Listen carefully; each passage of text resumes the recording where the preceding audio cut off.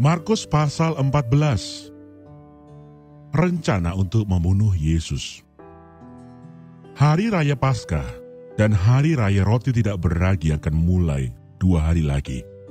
Imam-imam kepala dan ahli-ahli Taurat mencari jalan untuk menangkap dan membunuh Yesus dengan tipu muslihat.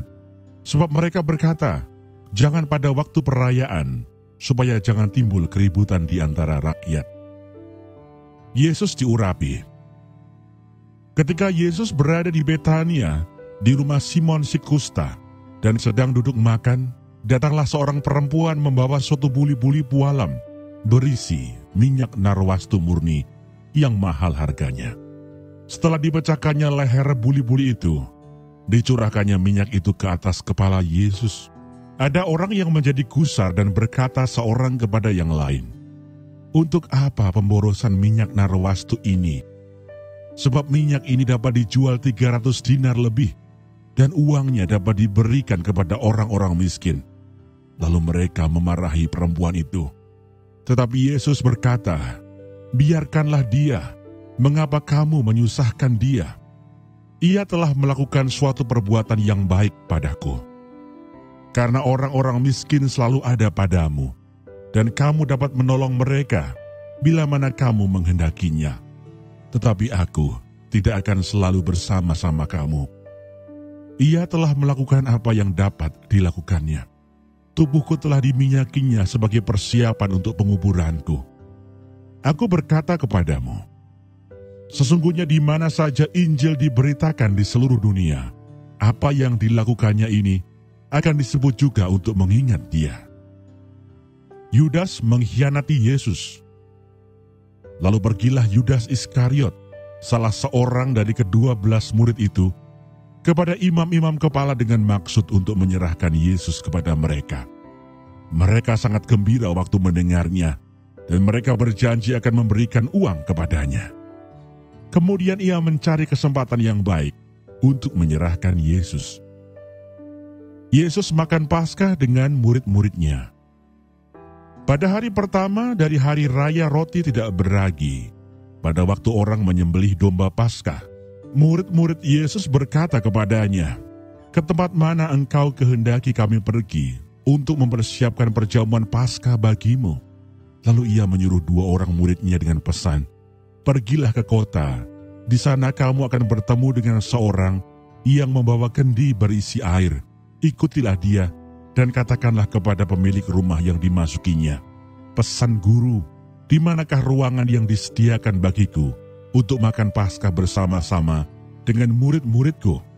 Lalu orang itu akan menunjukkan kamu sebuah ruangan atas yang besar, yang sudah lengkap dan tersedia. Disitulah kamu harus mempersiapkan perjamuan Paskah untuk kita.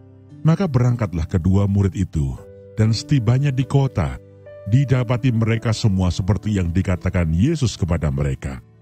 Lalu mereka mempersiapkan Paskah.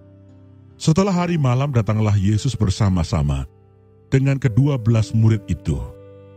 Ketika mereka duduk di situ dan sedang makan, Yesus berkata, aku berkata kepadamu, sesungguhnya seorang di antara kamu akan menyerahkan aku, yaitu dia yang makan dengan aku. Maka sedihlah hati mereka, dan seorang demi seorang berkata kepadanya, bukan aku ya Tuhan. Ia menjawab, orang itu ialah salah seorang dari kamu yang 12 ini, dia yang mencelupkan roti ke dalam satu pinggan dengan aku. Anak manusia memang akan pergi sesuai dengan yang ada tertulis tentang dia. Akan tetapi celakalah orang yang olehnya anak manusia itu diserahkan. Adalah lebih baik bagi orang itu sekiranya ia tidak dilahirkan. Penetapan perjamuan malam. Dan ketika Yesus dan murid-muridnya sedang makan, Yesus mengambil roti, mengucap berkat, memecah-mecahkannya, lalu memberikannya kepada mereka dan berkata, ambillah, inilah tubuhku. Sesudah itu ia mengambil cawan, mengucap syukur, lalu memberikannya kepada mereka, dan mereka semuanya minum dari cawan itu. Dan ia berkata kepada mereka, inilah darahku, darah perjanjian yang ditumpahkan bagi banyak orang. Aku berkata kepadamu, Sesungguhnya aku tidak akan minum lagi hasil pokok anggur sampai pada hari aku meminumnya, yaitu yang baru dalam kerajaan Allah." Petrus akan menyangkal Yesus. Sesudah mereka menyanyikan nyanyian pujian, pergilah mereka ke Bukit Zaitun. Lalu Yesus berkata kepada mereka, "Kamu semua akan terguncang imanmu, sebab ada tertulis, Aku akan memukul gembala, dan domba-domba itu akan tercerai-berai. Akan tetapi sesudah aku bangkit, aku akan mendahului kamu ke Galilea." Kata Petrus kepadanya, "Biarpun mereka semua tergoncang imannya, aku tidak." Lalu kata Yesus kepadanya, "Aku berkata kepadamu, sesungguhnya pada hari ini, malam ini juga, sebelum ayam berkokok 2 kali, engkau telah menyangkal aku 3 kali." Tetapi dengan lebih bersungguh-sungguh Petrus berkata, "Sekalipun aku harus mati bersama-sama engkau, aku takkan menyangkal engkau." Semua yang lain pun berkata demikian juga. Di Taman Getsemani. Lalu sampailah Yesus dan murid-muridnya ke suatu tempat yang bernama Getsemani. Kata Yesus kepada murid-muridnya, "Duduklah di sini sementara aku berdoa." Dan ia membawa Petrus, Yakobus dan Yohanes sertanya. Ia sangat takut dan gentar. Lalu katanya kepada mereka, "Hatiku sangat sedih, seperti mau mati rasanya. Tinggallah di sini dan berjaga-jagalah." Ia maju sedikit, merebahkan diri ke tanah dan berdoa, supaya sekiranya mungkin saat itu lalu daripadanya. Katanya, "Ya Aba, ya Bapa, tidak ada yang mustahil bagimu. Ambillah cawan ini daripadaku, tetapi janganlah apa yang aku kehendaki, melainkan apa yang engkau kehendaki." Setelah itu ia datang kembali dan mendapati ketiganya sedang tidur, dan ia berkata kepada Petrus, "Simon, sedang tidurkah engkau? Tidakkah engkau sanggup berjaga-jaga 1 jam? Berjaga-jagalah dan berdoalah, supaya kamu jangan jatuh ke dalam pencobaan. Roh memang penurut, tetapi daging lemah." Lalu ia pergi lagi dan mengucapkan doa yang itu juga. Dan ketika ia kembali pula, ia mendapati mereka sedang tidur, sebab mata mereka sudah berat, dan mereka tidak tahu jawab apa yang harus mereka berikan kepadanya. Kemudian ia kembali untuk ketiga kalinya dan berkata kepada mereka, "Tidurlah sekarang dan istirahatlah, cukuplah. Saatnya sudah tiba. Lihat, Anak Manusia diserahkan ke tangan orang-orang berdosa. Bangunlah, marilah kita pergi. Dia yang menyerahkan aku sudah dekat." Yesus ditangkap. Waktu Yesus masih berbicara, muncullah Yudas, salah seorang dari ke-12 murid itu, dan bersama-sama dia serombongan orang yang membawa pedang dan pentung, disuruh oleh imam-imam kepala, ahli-ahli Taurat dan tua-tua. Orang yang menyerahkan dia telah memberitahukan tanda ini kepada mereka. "Orang yang akan kucium itulah dia. Tangkaplah dia dan bawalah dia dengan selamat." Dan ketika ia sampai di situ, ia segera maju mendapatkan Yesus dan berkata, "Rabi," lalu mencium dia. Maka mereka memegang Yesus dan menangkapnya. Salah seorang dari mereka yang ada di situ menghunus pedangnya, lalu menetakkannya kepada hamba imam besar sehingga putus telinganya. Kata Yesus kepada mereka, "Sangkamu aku ini penyamun, maka kamu datang lengkap dengan pedang dan pentung untuk menangkap aku.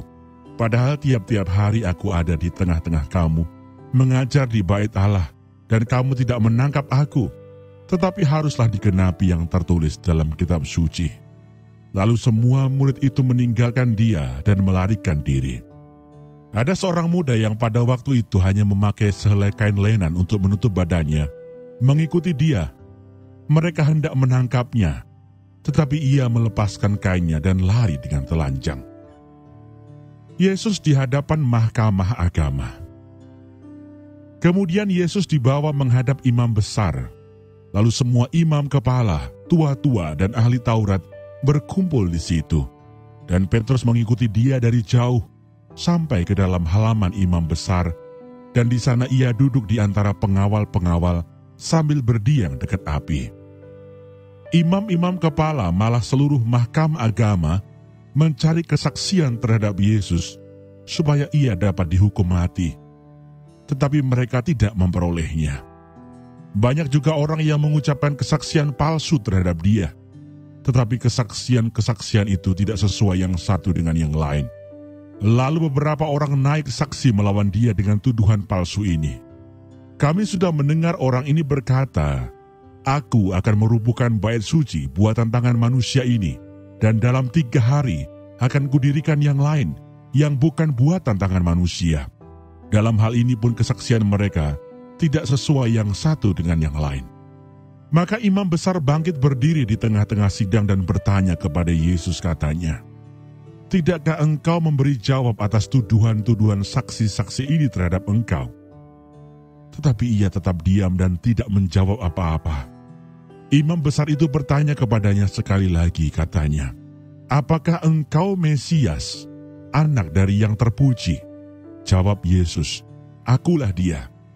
Dan kamu akan melihat Anak Manusia duduk di sebelah kanan yang Maha Kuasa dan datang di tengah-tengah awan-awan di langit." Maka imam besar itu mengoyakkan pakaiannya dan berkata, "Untuk apa kita perlu saksi lagi? Kamu sudah mendengar hujatnya terhadap Allah. Bagaimana pendapat kamu?" Lalu dengan suara bulat mereka memutuskan bahwa dia harus dihukum mati. Lalu mulailah beberapa orang meludahi dia dan menutupi mukanya dan meninjunya sambil berkata kepadanya, "Hai Nabi, cobalah terka." Malah para pengawal pun memukul dia. Petrus menyangkal Yesus. Pada waktu itu Petrus masih ada di bawah di halaman. Lalu datanglah seorang hamba perempuan imam besar, dan ketika perempuan itu melihat Petrus sedang berdiam, ia menatap mukanya dan berkata, "Engkau juga selalu bersama-sama dengan Yesus orang Nazaret itu." Tetapi ia menyangkalnya dan berkata, "Aku tidak tahu dan tidak mengerti apa yang engkau maksud." Lalu ia pergi ke serambi muka dan berkokoklah ayam. Ketika hamba perempuan itu melihat Petrus lagi, berkatalah ia pula kepada orang-orang yang ada di situ, "Orang ini adalah salah seorang dari mereka." Tetapi Petrus menyangkalnya pula. Tidak lama kemudian orang-orang yang ada di situ berkata juga kepada Petrus, "Engkau ini pasti salah seorang dari mereka, apalagi engkau seorang Galilea."